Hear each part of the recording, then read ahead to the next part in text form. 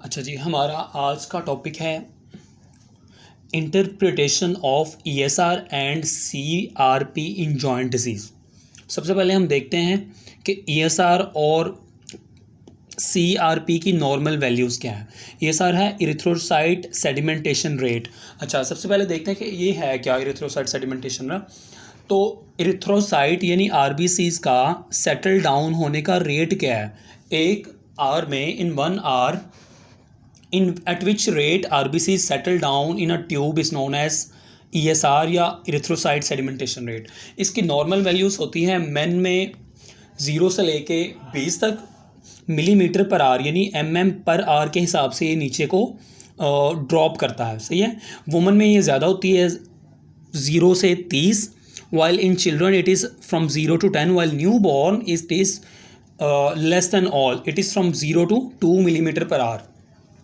अच्छा, अब इसकी वैल्यू या बढ़ सकती है या कम हो सकती है। सही है।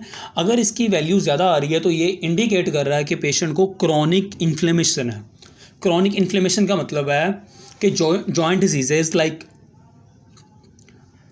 रूमेटॉइड आर्थराइटिस और एसएलई या वेस्कुलाइटिस और इन्फेक्शंस में इसकी वैल्यू रेस हो जाएगी। सही है। इन्फ्लेमेशन किस तरह इसकी वैल्यू ईएसआर की वैल्यू को रेस करती है ये अब हम देखेंगे। सही है। नॉर्मली ये होता है कि ईएसआर आरबीसी इस तरह सेटल डाउन करते हैं और आरबीसी के दरमियान नेगेटिव चार्ज होता है। सही है। तो आरबीसी एक दूसरे को रिपेल करते हैं कि परे परे धकेलते हैं। लेकिन जब इन्फ्लेमेशन होती है, suppose it is rheumatoid arthritis. Rheumatoid arthritis basically जिन जॉइंट को इफेक्ट करता है DIP, distal interphalangeal joint, metacarpophalangeal joint, इनमें इन्फ्लेमेशन हुई। इन्फ्लेमेशन से रिलीज हुआ इंटरल्यूकन 1, 6, TNF अल्फा। इनमें से जो इंटरल्यूकन 6 है ये लिवर के पास जाएगा और ये लिवर को बोलेगा कि भाईजान अक्यूट फेस प्रोटीन बना दो। वो कौन कौन सी हैं? हिपेटोग्लोबिन है, सीआरपी है, फिब्रिनोजिन। अब हम पढ़ रहे हैं ईएसआर। तो ईएसआर में स्पेसिफिकली ये जो फिब्रिनोजिन प्रोटीन है ये क्या करेगी कि रिलीज़ हो जाएगी। ये आके आरबीसीज के साथ इधर अटैच हो जाएगी। सही है। सरफेस को कवर कर देगी। इससे क्या होगा कि आरबीसी आपस में जुड़ जाएंगे।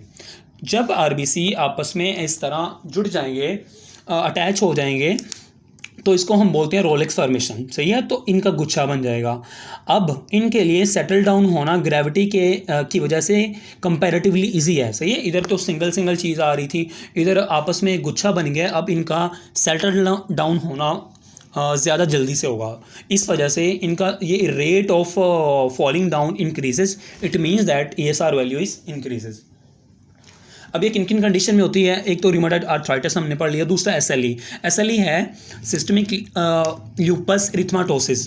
इसमें क्या होता है कि बॉडी अपनी ही बॉडीज़ के अगेंस्ट एंटीबॉडीज़ बना लेती है।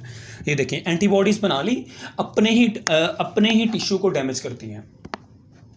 अच्छा, अपने टिश्यू को जब डैमेज करेंगी तो टिश्यू डैमेज से अगेन वही साइटोकिन रिलीज होंगे, जिनमें वही है TNF इंटरल्यूकन 1, 6 है, TNF अल्फा। इंटरल्यूकन 6 अगेन जाएगा लिवर के पास, फिब्रिनोजिन को लिवर जनरेट करेगा और यही फिब्रिनोजिन सेल को आरबीसीज को आपस में क्लंच कर देगी, जोड़ देगी, तो आरबीसी सेटल डाउन होना रेट बढ़ जाएगा। सही है।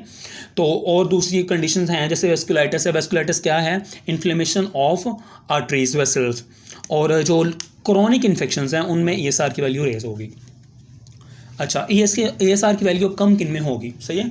ये बेसिकली वैल्यू कम नहीं होती। अगर सपोज एक पेशेंट को है रूमेटॉइड आर्थराइटिस, तो आपने बोला जी आप ये मेडिसिन इस्तेमाल करें, वो बंदे से मेडिसिन यूज़ की और वो बंदा आपके पास आया, कुछ साल बाद आया, तो हमने क्रॉनिकली देखना है कि ईएसआर की वैल्यू चेक करनी है। अगर तो वैल्यू कम हो गई है, इसका मतलब है उसकी रूमेटॉइड आर्थराइटिस या एसएलई या वेस्कुलाइटिस वो इन्फेक्शन ठीक हो गए हैं। लेकिन लॉन्ग टर्म, क्योंकि ये जो ईएसआर है ना, इनकी ब्रेक डाउन ऐसे नहीं होती कि ईएसआर बन गए हैं, आपने स्पोज टैबलेट दिए हैं, वो बंदा ठीक हो गया, साथ ही ईएसआर गिर गया। नहीं, ये long take weeks to normalise. हफ्तों के बाद ये चल के डी जनरेट होते हैं। यही वजह है कि अगर पेशेंट ट्रीट भी हो गया है इस कंडीशन से, तो इसको वीक्स लगेंगे सही होने में, महीने हो सकते हैं। सही है। लॉन्ग टाइम लगेगा। जबकि जो सीआरपी है, सी रिएक्टिव प्रोटीन, ये पहले है क्या? सही है। C reactive protein acute phase protein है। जिस तरह ये लिवर रिलीज करवा रहा था ना, हिपेटोग्लोबिन, फिब्रिनोजिन, सीआरपी, यही सीआरपी है। C reactive protein normal value होती है less than 5 in adults, in male as well as in female, while mildly raise होती है 10 से 14 जिसमें कम इन्फेक्शन होता है, जैसे वायरल इन्फेक्शन है। मॉडरेट इन्फेक्शन जिसमें होगा, जिसमें बैक्टीरियल होगा या कोई और कंडीशन होगी, उसमें ये मॉडरेटली रेस होंगे। और सवियरली रेस होंगे जब ये 200 से भी बढ़ जाएंगे, सही है, वो सेप्सिस वगैरह की कंडीशन में या किसी को बर्न हो गया तो उस कंडीशन में है। अच्छा, अब हम देखते हैं ये अक्यूटली रेस करता है। इसका मतलब है कि ये इधर तो हमने पढ़ा ना टेक वीक्स टू नॉर्मलाइज, ये क्या करता है कि इन्फेक्शन हुआ, बैक्टीरिया आया, किस कंडीशन में, सेप्टिक आर्थराइटिस में, रिएक्टिव आर्थराइटिस, ये दोनों आर्थराइटिस बैक्टीरिया की वजह से होते हैं, सही। तो बैक्टीरिया आया, उसने क्या करवाया कि इन्फ्लेमेशन करवाई, तो ये फ़ौरन रेज हो जाएंगे। अच्छा, अब इसके लिए हम ना इसकी पैथोफिजियोलॉजी चेक करते हैं सेप्टिक आर्थराइटिस की और रिएक्टिव आर्थराइटिस की। क्या होता है कि पेशेंट को है सेप्टिक आर्थराइटिस, ये उसका नी जॉइंट है, ये उसकी है फीमर टिबिया फिबुला, बैक्टीरिया आया, उसने इन्फ्लेमेशन करवा दी। इन्फ्लेमेशन से क्या होगा, रेस होंगे इंटरल्यूकिन 1-6 अल्फा, अगेन वही लिवर चल के इंटरल्यूकिन 6 स्पेसिफिकली रेस करवा देगा सी रिएक्टिव प्रोटीन। अब सी रिएक्टिव प्रोटीन का असल काम था कि इसने चल के बैक्टीरिया के जो फोस्फोकोलिन होती हैं अटैच मेम्ब्रेन पे, उन पे चल के अटैच होना है, और साथ इसने बैक्टीरिया की ऑप्सोनाइजेशन को और उनकी डिस्ट्रक्शन को रेज कर देना। मतलब ये जुड़ा होगा ना, तो फ़ौरन कोई ना कोई हमारा न्यूट्रोफिल वगैरह आके इसको मार देगा, मैक्रोवेज इसको खा लेगा। मकसद तो हमारा ये था। लेकिन अगर ये रेस हुई है तो इसका मतलब है कि उसका कोई ना कोई जॉइंट की कंडीशन है। वो कौन सी हो सकती है? वो हो सकती है सेप्टिक आर्थराइटिस, रिएक्टिव आर्थराइटिस करवाते हैं हमारे पास क्लेमेडिया वगैरह के बैक्टीरिया, सही है। और गाउट में क्या होता है कि क्रिस्टल फॉर्मेशन हो गई जॉइंट में, वही रिलीज़ कराएगा TNF-6 और वही सारा प्रोसीजर। मेन चीज़ ये है कि जो सी रिएक्टिव प्रोटीन है, सी रिएक्टिव प्रोटीन 6 से 8 घंटे के अंदर डिग्रेड होती है, इसकी हाफ लाइफ ये है। ऑलमोस्ट 19 घंटे तक ये सारी बॉडी से लेस हो जाता है, ठीक है।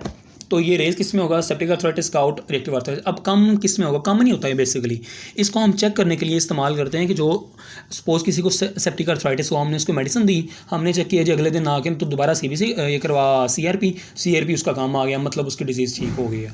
इस कंडीशन में हम ये नहीं कर सकते, ट्रीट किया, अगले दिन पेशेंट है, क्योंकि अभी भी ये वीक्स टू लेगा डिग्रेड होने में ना, फिब्रिनोजिन, सी रिएक्टिव प्रोटीन। तो इसलिए ESR क्रॉनिक काफ़ी देर बाद चल के ठीक होगा after treatment, while CRP it immediately like in 19 hours it settle down, ठीक है।